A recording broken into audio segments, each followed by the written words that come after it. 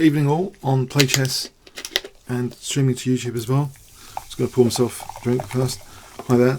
I thought this week we could look at some games of Judit Polgar, who is currently playing in the European Individual Team Championship. And I think that's great. She had some great games already in that, which has just started. But I thought it'd be nice to look at her classic games as well from the past, kind of a reminder of how dangerous a player, dynamic, aggressive, creative she is. So yeah, Judit Polgar. I know it's a bit of a change from. I did mention I might been looking at the Bronze-Theme Memorial again, but I think we covered one of the most exciting players last week in the Bronze-Theme. So I thought, yeah, let's go on to another exciting game selection.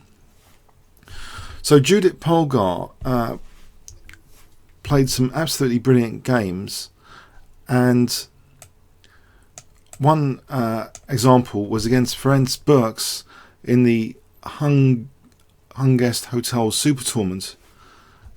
So this was being played in if we go back to 2011, Judit was playing white and played E4. Hope the screen's okay, by the way. Kind of thing. Okay, so Ferenc Berkes played a French defense, and Judit played D4. After D5, we have Knight C3. So inviting either the winner variation or the sort of classical variation, which encourages white to close the center. Black actually chose Knight F6. And so one of the main moves is E5, another one is Bishop G5 here. She chose Bishop G5, and Black took on E4, releasing that central tension and making sure that white doesn't have this pawn on E5, which can be quite dangerous spatially in a lot of games. So this is a different type of game now. Knight takes E4, Bishop E7, and now white takes on F6, giving up voluntarily the dark squared bishop. Black takes for the bishop. So D4 is under fire. Knight F3, supporting D4 for a moment. And now black castled. Judit now plays a move showing an indication that castling queenside is going to be played. Doesn't move this bishop at all yet. Black played Knight D7. Now white castles queenside. This is quite an aggressive start position. So black has the bishop pair, clearly. But white has quite aggressive looking knights, especially this one on E4. The bishop actually drops back here. And then Bishop D3, as though there might be some issue on H7 later. Black commonly just plays B6 here. Okay, so it doesn't look as though there should be too much of a problem here for black. But H7 is a tactical target. And actually this next move looks quite direct and fun. Knight Eg5, just hitting H7 for the moment. And you might think, well, this is going to be repulsed, right, this knight. Why can't black just play H6 here to repulse the knight? Black does play H6 and wonders, what is white going to do? Is white going to do some sort of fishing pole, H4? Maybe that could just be ignored if H4, if nothing else. But this wasn't the intention. If white wants to try and sort of crash through that H file, maybe black has different options here, like Bishop B7, possibly. Or even might consider taking on G5. But no, actually white plays Bishop H7 check, which is quite curious actually. And the idea is revealed then after King H8 to attack the rook. But black now doesn't mind giving up the rook. Black played H takes G5. I think there might be some snag with taking the rook here. if bishop takes rook, maybe, for example, g4 looks pretty dangerous. Where would the knight go? If the knight goes here, then bishop g5 maybe. Ouch. So maybe black had been looking forward to this, white just simply taking the rook. But white to play here. Guess what white played instead of taking this rook? So white to play, what would you play in this position? If I gave you 20 seconds starting from now. So white to play in this position. It looks as though taking the rook is too dangerous. So what would you play instead?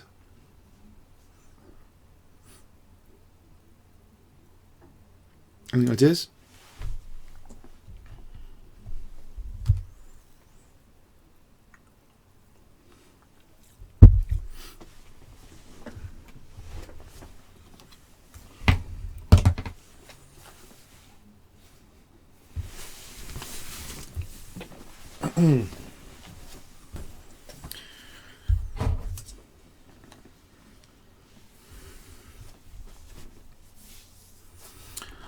Okay, I'll show you.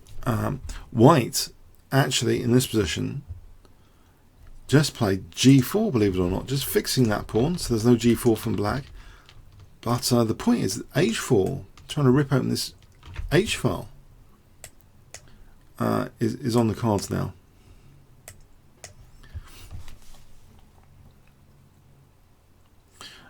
So in the game,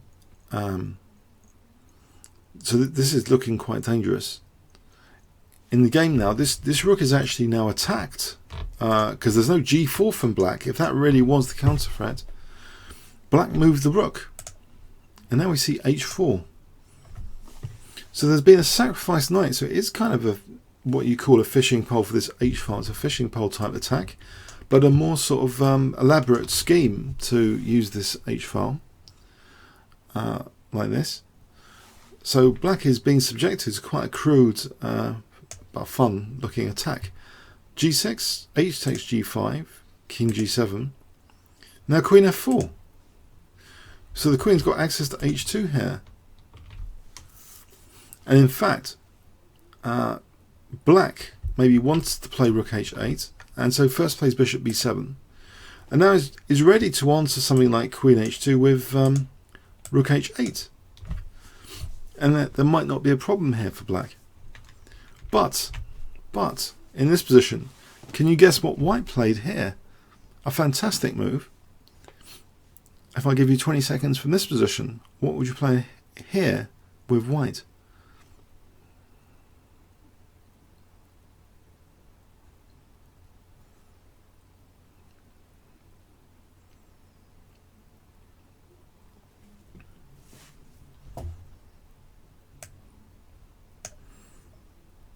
Any ideas?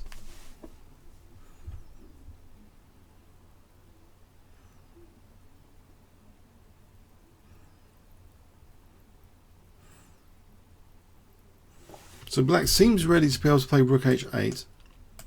The rooks are connected, everything's connected, but there's a slight snag.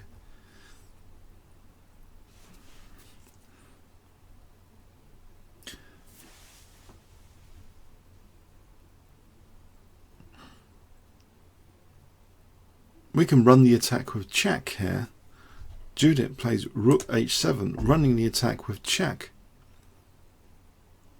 So after king takes, queen h2 check. This queen has got assistance from the pawn on g5 here. So there's no point playing king g7. That wasn't played. I think just check. And rook h1 seems pretty bad. Black tried after this check to play king g8. Now rook h1 anyway, but at least black now has a chance to take on g5, which you might think is useful.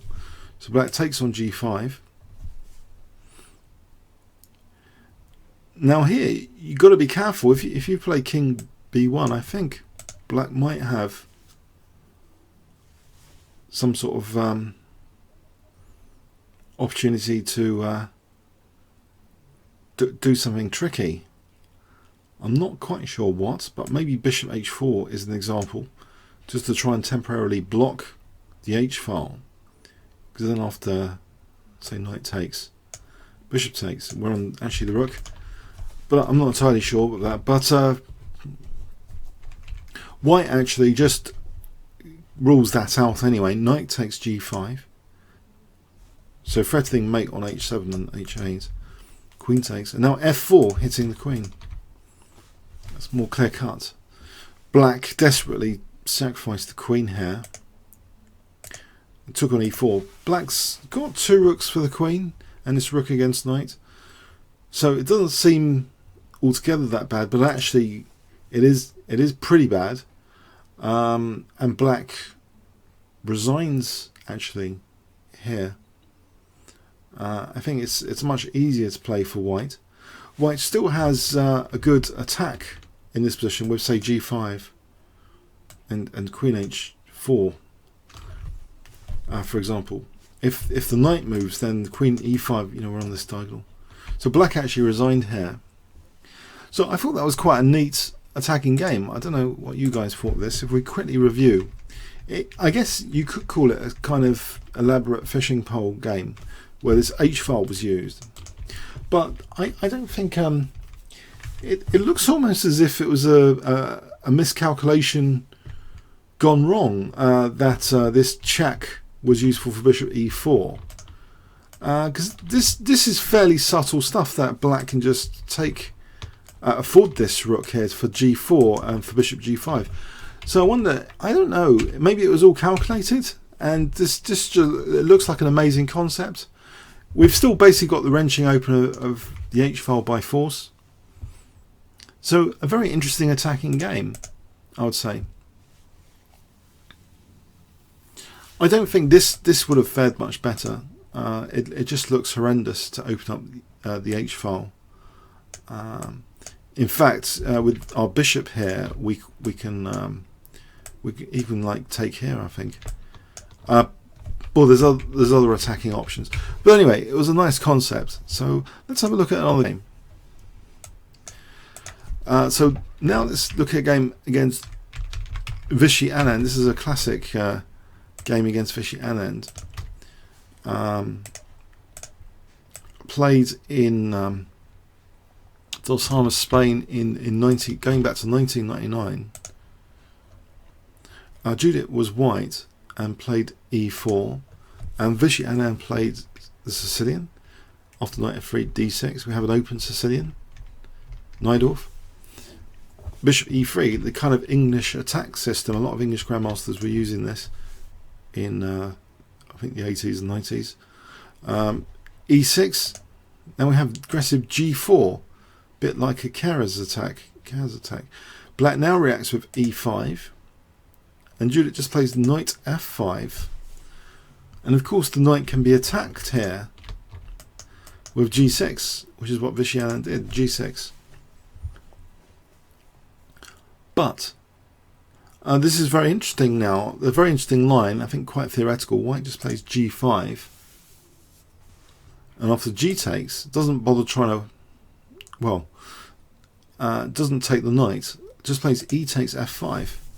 Because what is happening here positionally is, if this knight moved, I think it would just be looking fairly unpleasant. Say knight g8 if the knight moved. I mean, there's all sorts of nice moves here for white, including possibly f6. I mean, you can see that black's cramped. Bishop here or here, d5 is good. There's compensation for the piece. So black actually played, after this, black actually didn't move the knight. Vishy Anand played d5. And now it's apparently actually d4's on the card. So if g takes, perhaps d4 here, and that looks okay for black. But white just plays queen f3, protecting now f5 as well, preparing also castling queenside. So again, very aggressive, fun, you know, what I call entertaining kind of style of play here actually. So black plays d4, and now this pawn is pinned to the queen. Black unpins. So black is really going to win a piece here. White just casually accepts that. Bishop d2, just offering the knight. Bishop takes c3. So what has white got here? Well, pawn situation 3, 4, 5, 6, 7, 1, 2, 3, 4, 5. Okay, so yeah, it looks like a very interesting position. And again, the story is here, I mean, if the knight moves back, it just looks like a terrible idea to start moving backwards. Black's king's going to be stuck in the centre for a long time. So Vishy just tries to give up that knight again. He just plays bishop g7. And white casually just keeps the tension of taking the knight, maintaining the tension with rook g1. Black now castles. Finally, g takes f6. Queen takes. So materially, white is still a piece down. 2 minor pieces, even after taking that knight, a piece down. But 1 pawn extra for white. 6 pawns. 1 pawn extra. This g file looks dangerous. Queen e3 is played now. And yes, it looks fairly dangerous for black. As an example, I think queen takes f5, queen h6 looks almost tempting, but they might actually be stronger, or just maybe building up on the g file. Probably queen h6 here, queen f6. Because I was just thinking, if queen f4, actually we could just take this, and then we're on g7. But I think that might not be the point. Black didn't take on f5 here. Anyway, black played king h8, kind of unpinning the bishop. And now white really wants to intensify this pressure on the diagonal. Plays f4. Vishy Anand played queen b6, wants an exchange of queens, and is looking at the rook here as well. Queen g3, putting the pressure on again. Queen h6. And now, a wonderful move. Actually, it looks like wonderful to play this move. Can you guess what white played in this position? If I give you 20 seconds starting from now, white to play, what would you play here? So you're a piece down, but there's this, promising lines of attack. Any ideas?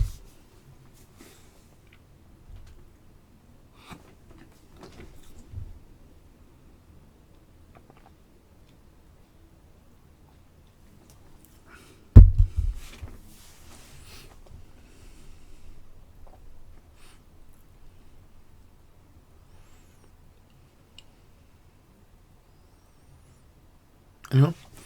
Okay, I'm going to show you. Remember, that was a real 2010s, but okay, I'm going to show you. The queen's a bit overloaded here. Rook d6, trying to get the queen away from g7, of course. Now, if queen takes f4, we've got that story still of queen takes f4. We're on g7, so that's not possible. So black now is forced into a concession here. If knight f6, that looks very unappealing. Just f takes e. No, not f takes e, that's pinned. Pardon me. Bishop takes e5, and then we've got loads of pressure on f6. So black actually just locked in his own bishop with f6. This bishop now looks horrible. There seems to be a lot of compensation now for being a piece down. There's congestion on the queen side. So white's rooks run rampant here in this position on the d file. This bishop's ideally placed. We see now bishop d2, an immediate threat of taking here, attacking the queen. Black tries to prevent that, e4. But this now bishop c4. These bishops are really very, very nice. b5, bishop e6. How does black defend this position? It's starting to look quite uncomfortable, to say the least. Here, rook a7 was played, and now rook c6. a5, bishop e3, hitting the bishop, rook b7, bishop d5 now. So threatening things like rook takes and bishop takes. Rook goes out of the way again. Rook c7. So white has made progress here on that 7th rank. b4. b3, underlining that black hasn't got much counterplay going on here. White's a piece down but seems to dominate the position. You know, this poor rook hasn't got access to g8 really. This bishop's locked in. These guys are just, they can't move. The rook can't move. Look the domination of these bishops on these squares. Where can the rook move? Actually, the rook does have actually one move, which it uses, rook b5. But now bishop c6, double attack. And rook takes f5, doesn't help really, because now white wins material. Rook takes c8. Going into another double attack of the two rooks, so getting the piece back. Rook c5, white's got her piece back. And what's the situation now? Well, it's still, it's kind of equal on pawns, but white is qualitatively better after all that. Much qualitatively better, because this rook's kind of in an awkward spot here. So rook d1, nasty rook on the d file. King goes to g8. And funny enough, after queen g2, with the loss of this e-pawn coming up and white's attack still rampant after that, black actually resigned here. I think this is pretty hopeless once e4 drops. For example, I mean it's difficult actually to give an example, but let's go with rook h5. Black resigned here. If rook h5, queen takes, and we've got numerous threats here to deal with. I think it's too much to deal with here. So actually this was the final move of the game, queen g2. Now I thought that was another incredibly aggressive game. Actually Vishy Anand was 2781 at the time of this game back in 1999, and Judit was under 2700, 2677. But I think that game shows real guts and tension maintaining for the attack. Very, very aggressive style. And I think the style is actually similar to players like Shirov or Morozevich. This kind of style of play. So it's a great game. Black kind of cracked up. Okay, so I hope you enjoyed that one. Let's have a look at another game now. Russia versus the rest of the world match played in Moscow, 2002. And Judit was playing Garry Kasparov. I wonder how many of you have seen this game before. I guess you must have, but I think it might be nice to revise it. So the 2002 encounter, I think is quite interesting to just revise. So e4 from Judit, and Kasparov tries to play solidly in the Ruy Lopez. So bishop e5, knight f6, only knight f6 without a6, so Russian system. Now taking on e4, Judit plays a quick d4 here. Knight d6. Oh, this is all well known now, very popular territory nowadays. So this was back in 12 years ago. So this kind of position, black's got the bishop pair, and it's a very, very playable position for black, popularized by Kramnik. So let's see, what does Judit do? Knight c3, h6, check, h3 here, bishop e7, knight e2.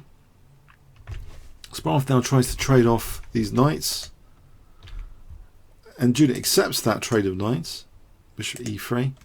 So has white got anything? Bishop f5, knight d4, protecting, attacking. And now with this pawn on h6, with this structure, actually f5 is a bit sensitive in this position, because it might be difficult to evict a knight on f5, and Judit supports a knight coming to f5 here with g4. It seems fairly pleasant already for white, this position. Bishop e7, and now the king goes to g2, which means that actually the h1 square might be useful if ever black tries to do something on the h file. h5, knight f5. So g7's under attack. That's protected with bishop f8. Now the king actually also makes its way now to f3, preparing for the endgame. Having the king active towards the endgame is very, very nice here. So bishop g6. And actually, Kasparov's piece is a bit like Vishy's. They're a bit stuck, actually, black's pieces in this position. Although the h-file looks as though hg and black's going to have some counterplay. But Judit doesn't mind. Rook d2, she can simply just double rooks here. hg, hg, black plays this check. King g2, the rook goes back. Which frees the bishop for a moment. Now two pieces are protecting g7. The bishop might be able to move at some point. King g3 now, f6. Now, a decision point. It's tempting to maybe consider e6, but maybe this fails to something like bishop takes here, letting black off the hook with bishop d6. It might not be that interesting for white. But Judit actually just plays bishop f4 here, and actually c7 is eyed up as well potentially now. Black does take on f5. G takes. Okay, we've got double pawns. F takes. But now not bishop takes e5 actually. Instead, rook e1. And the rooks seem very active compared to Kasparov's rooks here. I think black's significantly on the back foot at the moment. So bishop takes e5, king d7. c4 threatening c5. Black tries to prevent that. Bishop takes now. C takes. This d pawn is very vulnerable. Rook e6 ganging up on the d pawn. Does Kasparov have enough counterplay here? Well, he's got that h file still. He tries to use the h file, but he's losing d6. Now rook 2 to d5, so c5 is attacked. Kasparov throws in a check or two or three. King goes to e4. Now black really should try and defend this. b6. Check. The rooks though are coordinating here. Judit is trying to double rooks on the 7th rank. Rook h2. The king pops back for a moment. King e3. Rook f8. Any rook e6 might be answerable, possibly with just king f3 if not rook e6. So anyway, rook f8 was played, and the rook's double now. Rook takes f5. Check. Check. And now rook takes g7 actually threatens mate. And Kasparov actually played, it seems he played king c8 and actually resigned with this move. Just white is in the driving seat clearly, and can actually just take another pawn to threaten mate here. So if takes, we're still threatening mate here, and white I think can just transpose into a more simple position with just possibly just to try and get rid of a pair of rooks, because this f pawn I think would be winning anyway. So Kasparov didn't want to carry on, he kind of resigned. So that was that move 42, the meaning of life, the universe, and everything. Move 42. After king c8 he resigned here. Okay. Now let's go to 2003. Judit played Anatoly Karpov in a really interesting game. So this was in the 7th Ascent Hunguest in the Netherlands, 2003. And Judit played e4. She's an e4 player mainly, I think. So that really suits her style. Karpov played e5. After knight f3, a really dull move now from Karpov, knight f6. Petrov, knight takes e5. d6, knight f3. Knight takes e4.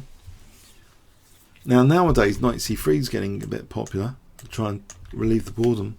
But white played here d4, d5, bishop d3, bishop e7. This all looks pretty theoretical. Knight c6, c4, knight b4. This looks varied for the moment. Black castles, a3, knight c6. Okay, here with pressure on d5, I think sometimes knight c3's being played here. Dare I do a live book check? Knight c. I think c takes d is the main move actually. C takes according to live book is the main move. So we're still in territory. Knight c3. White's got this b file to play with sometimes in this position, and does use that now. Rook b1, rook e1. Okay, so Karpov looks to have a solid position here. Bishop e6, and he looks to have squares where he could try and reduce white's counterplay with a nice blockade on the light squares. Bishop d3, rook a e8. But h7 has been eyed actually, and this is quite dangerous when you're playing against Judit Polgar. Rook b5. Okay, where is this rook heading? After knight a5, the intention is revealed. It goes to the e file. So we've got two rooks doubled now. With d5, maybe a useful threat, or bishop f4 now, because that's f4 square for an attack on the queen. Knight c6. The rook drops back to e2. Bishop d7. And here we get the move d5, which gains its space. If takes, then actually we just take on here. Then we'll take the queen. So it gains space, d5. The knight goes to a5. And instead of protecting the pawn, white doesn't need to at the moment. White just plays knight e5. And this looks now quite dangerous for black. Black tries bishop f6. Now bishop f4 supporting that knight. So the rooks doubled really help this knight on e5 now. So black has to concede something here. This looks really annoying because the queen can't move because of the bishop. So black concedes a dark square bishop. So white's now got this bishop pair.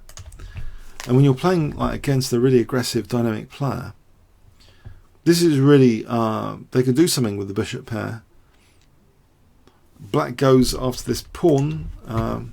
Queen takes a3. So both bishops look to be staring at black's king here. Rook e3, and as though it does look as though something nasty is about to happen here. Either queen h5, rook g3. Something nasty is about to happen with either g7 or h7.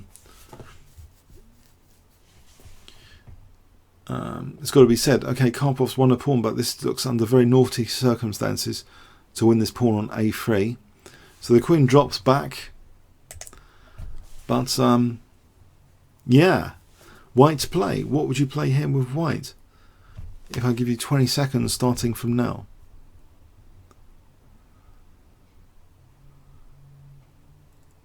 So white to play. What would you play?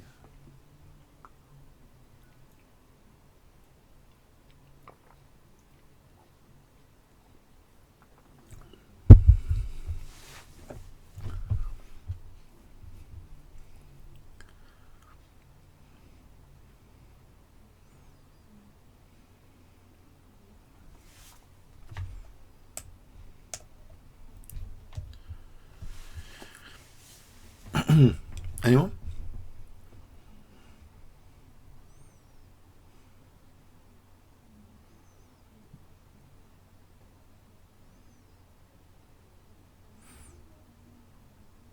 Okay, I'm going to show you anyway now. So bishop takes h7 check. After king takes check, black resigned. Now if king g8, I don't think the idea is rook h3 because we can just take that. I think the idea might have been bishop takes g7. So we're threatening mate with this. I'm going to risk running an engine check here because I think it's possible to add a bits, but I hope it doesn't kill the audio. That's the only thing I'm a bit worried.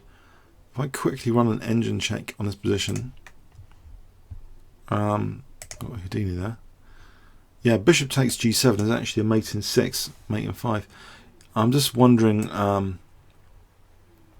f6. Apparently, we just take on f6.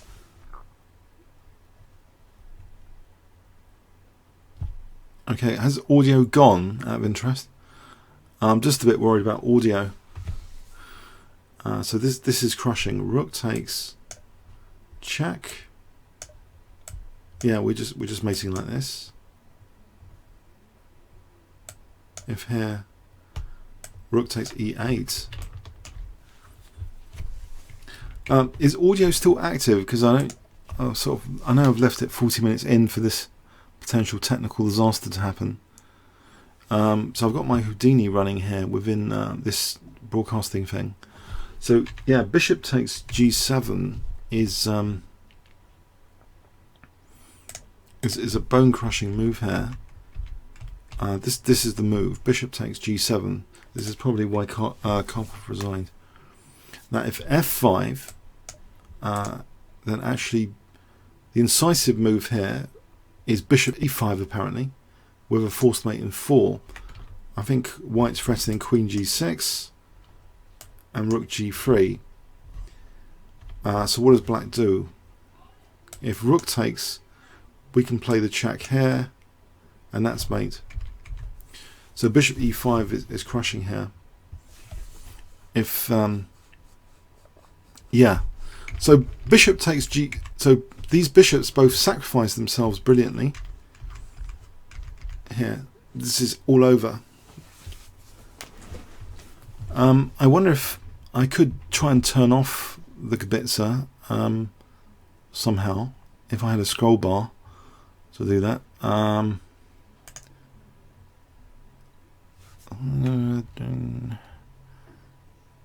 Maybe just remove Kbitsa. Oh, okay. I've removed the Kbitsa. I hope that's still technically okay. Yeah, I think it's nice to occasionally check. Technically. Okay, so that, I thought, yeah, that was an interesting game. So I think it shows if you give an attacking dynamic player the bishop pair, you know, that sort of thing can happen. And it seems statistically in the game so far, if Judith's got an eye on h7, she usually has a crushing attack based on that. So now let's go to Amsterdam in 1995 against Shirov. This is quite an interesting game, and I think they have a similar style. I think the tactical players can sometimes do over fellow tactical players. I mean, Kasparov's record against Shirov is huge, but Kramnik's isn't so much. I think tactical aggressive players can sometimes do really well against players of the same sort of style. So Alexei Shirov playing black. Judith plays e4. Shirov plays g6. Modern defense. Bishop g7, knight c3. Now c6. Bishop c4. d6. And actually, I don't know what Livebook thinks of this. Actually, it's the main move. Queen f3 is the main move here. So we're still in theory. e6. Knight e2. b5 is one of the main moves. Actually, knight d7 has been played quite a bit before as well. 197 games, 118 for b5. Bishop drops back. a5. So threatening to win that bishop. White reacts with a3, bishop a6. We're still quite a few games being played here from this position. e5, now knight e4. So this looks interesting because d6 looks a bit on the loose side, and usually apparently black usually plays h6. 29 games of h6. Shirov's move is fairly new, I think. Here he played here on move 11 queen c7 instead of h6. So what's the significance of this? g5, of course, in theory is more available for white in some respect, but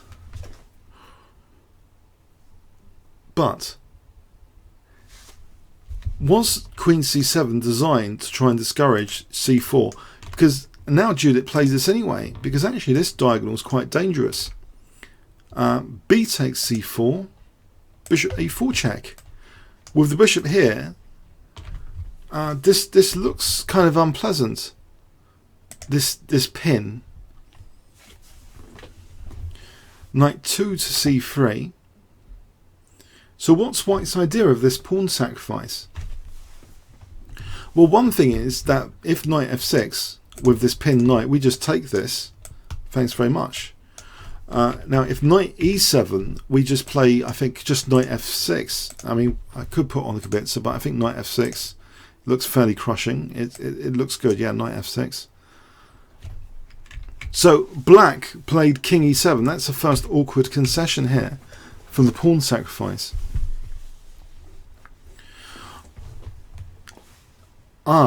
And this is in 1995 now, and actually it does seem to be the top Houdini move that she played next. I wonder if you can spot it if I give you 20 seconds starting from now. So white play, what does white play in this position?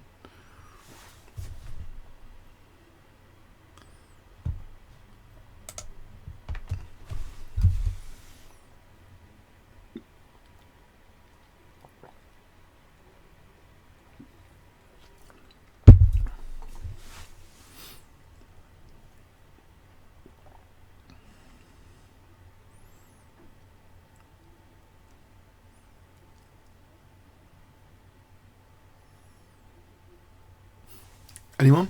Any ideas?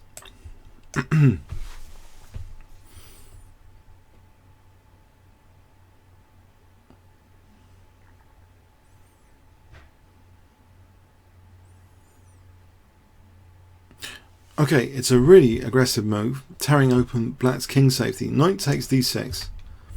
So threatening, for example, queen f7, taking here, or so it has to be taken, I think.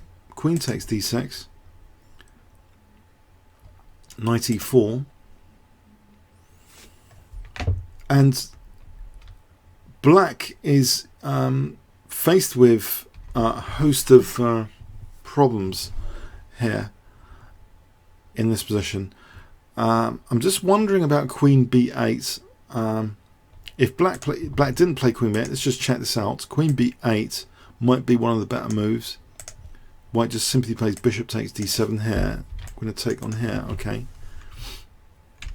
So black tried queen takes d5, but now this is opening up the d file. Check, like df6, rook d1. So we've got this access to d7 now emerging, converging at the bishop and the rook on d7. Queen b7, white can now forcibly just win the queen with rook d7 check. So queen takes, bishop takes, and black, will be losing f6 if king takes. If king takes here, I think we just take on f6, or even better, knight c5. Apparently, I think we've got stuff like taking on a8, but knight f6 will do as well. So this is pretty horrible. Shirov tries h6 here. He hasn't been given much of a chance in this game.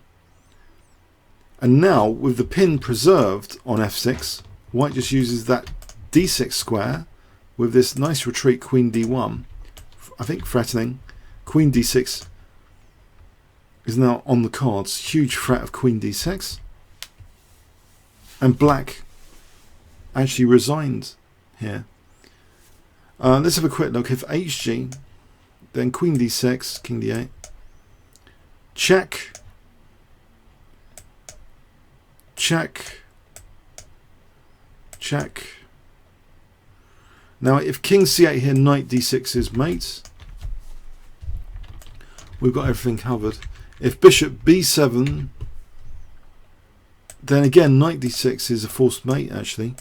Rook a7, Queen d8, we're mating like this. So I thought, again, in these games we see that Black really wasn't given much of a chance actually. He just varied from theory with one move, it seems, just one little move. If he had played h6, actually the engine likes h6 instead of Queen c7. I'm not sure this stuff is that significant. If we tried c4 here, I think one idea that Black has here is to play f5 now, because that g5 square is covered. So this might actually be plausible to play f5. So that would be significantly different without this check. So in this game with Queen c7, that was actually radically, it seems radically punished with c4 here.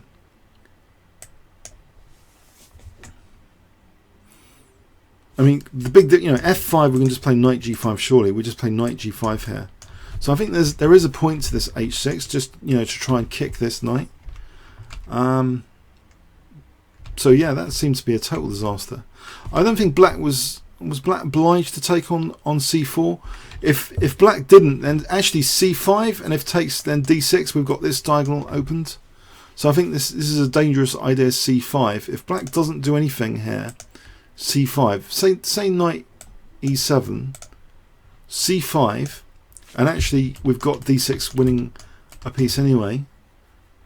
And this just becomes horrendous, this sort of position. So yeah, this c4 looks really, really powerful in this position.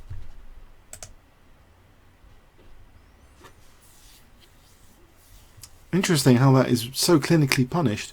One variation from not playing h6.